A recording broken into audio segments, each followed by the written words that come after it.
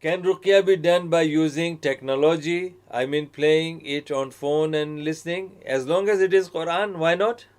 Why not? Because some of the European countries, they have used the reading of the adhan, reading of the some verses of the Quran upon those people who were in coma, and they used those headphones, and that they did work on them.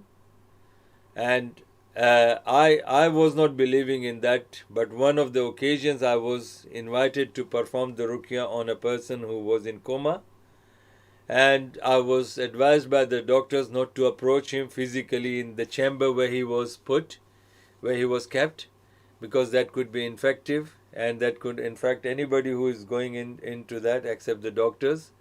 So I was told that stay out of the room and from the window if you can. So I zoomed him through the camera and brought close, his vision close to me, and I, alhamdulillah, put my index finger on his chest and the heart, and I started doing the ruqyah, and that was in my tablet phone. MashaAllah, this one, and his photo was here, where his vision was very close. It's a live session. He was in that chamber, I was outside the chamber, and I was reading, putting my finger, subhanallah, on his chest like this. And subhanallah, for 15 days his body didn't react. This is how the relatives and the doctors were saying.